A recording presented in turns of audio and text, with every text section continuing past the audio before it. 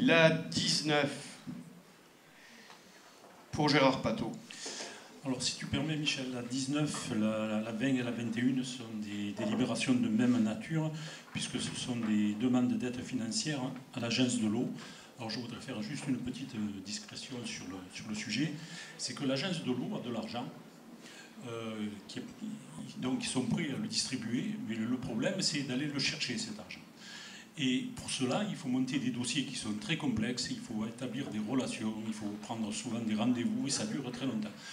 Et donc, c'est ce qu'a fait les services de Madame Leduc, avec en particulier Grégoire Laviron, qui s'est occupé de cette opération. Et ça a permis d'établir d'excellentes relations avec l'agence de l'eau. Et ça nous permet, après avoir monté des dossiers, d'avoir des subventions très intéressantes. Alors, dans le détail, pour la 19, donc, il s'agit d'une demande d'aide financière pour la mise en place d'un équipement d'autosurveillance sur le réseau d'assainissement. Donc, c'est un point de comptage entre la limite entre Marseille et les Pennes. Ce système existe entre les Pennes et Vitrolles, mais pas de ce côté. Les études sont estimées à 20 000 € et donc nous aurons comme subvention 50% pour les études et ensuite 30% pour les travaux. Concernant la 20, donc c'est toujours pareil, c'est une aide financière de l'agence de l'eau pour la mise à jour des plans du réseau pluvial. Donc là, c'est pour financer un schéma directeur donc, du pluvial. Le coût total de cette opération sera de l'ordre de 150 000 €. Nous aurons 50% de subvention pour les études et 30% pour les travaux. Donc vous voyez que ça fait des sommes très importantes. Et la troisième, c'est donc une aide pour l'extension du réseau d'assainissement afin de préserver la réserve du Réaltor. C'est essentiellement sur le secteur de plan de campagne. Donc l'ensemble des travaux qu'on va faire sur plan de campagne avec un phasage qui va aller sur au moins de 2015 de 2016 a un coût total de 850 000 €. C'est réparti sur 5 opérations différentes et la subvention que nous aurons de l'agence de l'eau est de 150 000 €. Donc là, vous voyez, ça vaut la peine de s'occuper de ce genre de dossier pour aller chercher l'argent là où il est. Très bien. Des questions? Alors, je vais mettre au vote la 19, qui est pour, qui est contre, qui s'abstient. La 20, qui est pour, contre, abstention. La 21, pour, contre, abstention. Les trois sont adoptés. Alors la 22, c'est le rapport annuel pour 2013 du service public d'assainissement non collectif, c'est le SPANC. Alors, vous savez que c'est un service qui a été transféré à la CPA. Donc ce rapport, qui est un rapport global de la CPA, a été approuvé par le conseil communautaire donc de la CPA le 3 juillet 2014. Et pour cette année, il n'y a pas eu d'opération spécifique sur les Pennes Mirabeau, puisque ces opérations ont eu lieu en 2008 et en 2009. Et les prochaines qui viendront inspecter les réseaux des fosses septiques, ça sera dans les années 2020 et 2021. Donc aujourd'hui, le SPANC sur les Pennes n'intervient que pour la délibération des nouveaux permis de construire et pour les ventes, puisque aussi bien pour un nouveau permis de construire lorsqu'il y a une fosse septique et que lorsqu'il y a une vente, il y a un contrôle qui est fait donc, par le SPANC. Donc ce sont les seules opérations qui ont été faites sur les Pennes Mirabeau cette année.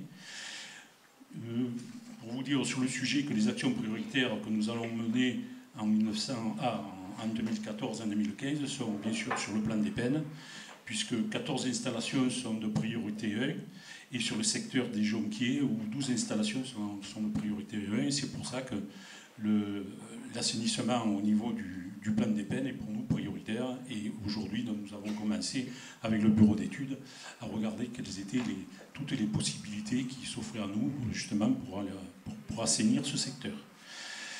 Le rapport du SPANC aussi, c'est un rapport financier. Donc, ce rapport financier a été adopté par le conseil communautaire de la CPA le 14 décembre 2012. Sur l'exercice 2013, le résultat ressort à plus 50 611 €, auquel il faut ajouter le bénéfice de 2012 qui s'élève à plus 7 137 €, soit un résultat net de plus 57 748 €. Merci. Des questions à poser? Oui, Madame Battini.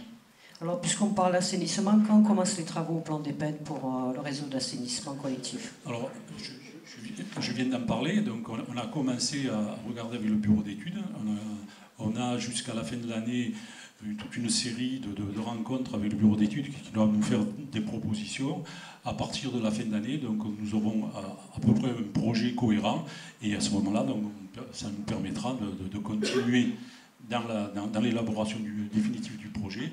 Et vous savez que ce genre de choses, ça avance lentement au rythme de l'administration. Donc il y a énormément de choses à faire avant de commencer les travaux, ne serait-ce que, par exemple, savoir quel itinéraire on va donner au collecteur qui va desservir le plan des peines. Et ça, aujourd'hui, ce n'est pas encore défini. Et c'est le bureau d'études qui doit nous faire des propositions. Donc, je ne pense pas qu'avant 2016, on puisse commencer les travaux sur le plan des peines. On va d'abord attendre les préconisations qui sont faites. N'oublions pas qu'il y a une loi là aussi qui passe par là autour de la métropole et qu'il est difficile de savoir concernant la compétence de l'eau au sens large du mot, c'est-à-dire eau potable, pluviale, assainissement, qui gardera quoi? Nous, bon, on s'était engagé à faire cette étude, le maître d'œuvre est désigné. De toute façon, ce n'est pas du temps perdu, quoi qu'il arrive.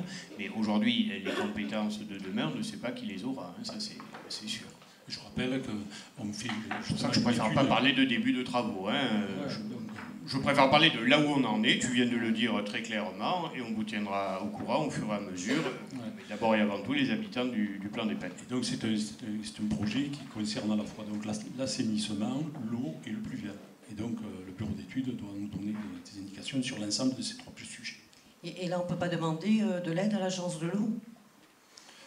Probablement, ça viendra en temps utile, si c'est possible. Demander de l'aide pour demander de l'aide à l'agence de l'eau, il faut d'abord qu'on ait un projet construit et un coût. Pour le moment, on en est encore loin. La preuve, ce qui a été voté à l'instant, ça correspond à des projets qui sont élaborés. C'est pas un chèque en blanc que nous donne l'agence de l'eau. Il faut monter des dossiers, c'est très complexe à les monter. Donc, bien entendu, si on peut avoir de l'argent, on ira le chercher. Bien, pour cette délibération... Pardon, oui. Je voudrais revenir sur le plan des PEM, parce que ça fait, vous parlez encore d'études, mais ça fait 19 ans qu'il y a des études. Non, c'est pas vrai.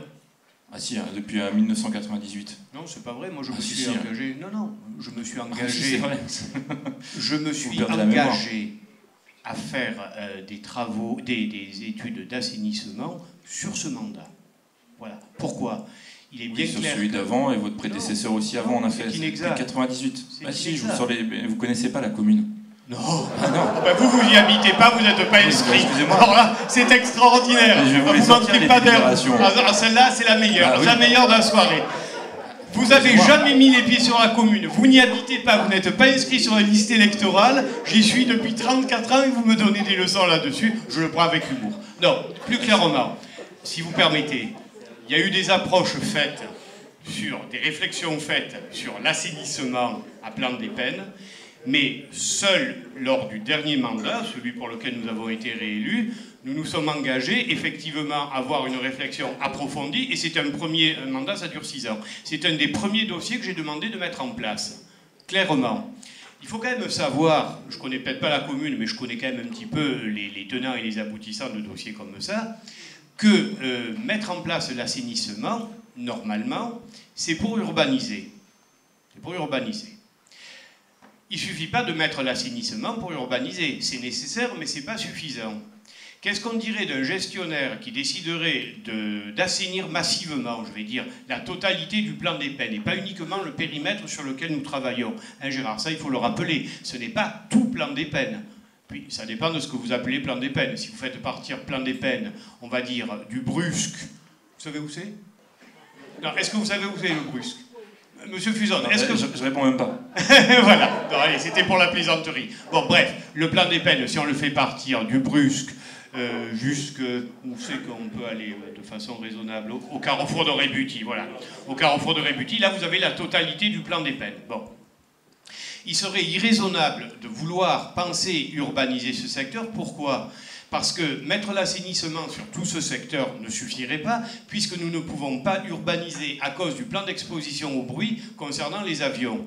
Alors que vous vouliez rebondir sur un sujet polémique, bon, je peux le comprendre, mais que vous m'expliquiez qu'on n'a rien fait sur plan des peines, là, excusez-moi, c'est vous qui ne connaissez pas la commune, et plus grave encore, qui ne connaissez pas la problématique de l'urbanisation d'un secteur comme celui-là. Donc nous travaillons sur un secteur bien précis, qui est ce qu'on va appeler le noyau villageois du plan des peines, et pas au-delà, ce qui veut dire qu'en aucun cas de figure, ça ne pourra donner satisfaction à tous les habitants du plan des peines, qui de toute façon n'auraient pas satisfaction d'urbaniser certains de leurs terrains à cause de ce plan d'exposition au bruit. Voilà, il faut dire les choses clairement. Vous savez, aujourd'hui, urbaniser un secteur, c'est pas simple, hein. Il y a des contraintes qui relèvent de plans de divers et variés, PPRI, PPRT, PPRIF, qui fait que, dans le même temps, le préfet nous dit « Monsieur le maire, il faut faire des logements », mais dans le même temps, les services de ce même préfet nous interdisent de les faire, pour telle ou telle raison. Et pour le plan des peines, la problématique, je crois l'avoir posée clairement et simplement. Ouais, mais je vous rappelle quand même qu'il y a l'agence régionale de santé qui a fait un rapport pour que vous fassiez les travaux, parce qu'il y a quand même des risques pour la population. Mais moi, de toute façon, au plan des peines, on sait très bien que vous voulez tirer jusqu'à 2016, jusqu'à la métropole, pour ne pas faire les travaux. Et après, vous allez vous retrancher derrière la métropole. Ah, mais je peux pas, parce que c'est la métropole. La métropole, c'est votre voilà. droit de dire aussi. C'est la vérité. Oui, c'est depuis oui. 98 que vous faites des études. C'est faux. Que non, mais je vous sortirai la prochaine fois, je viens avec les délibérations. Pas de problème.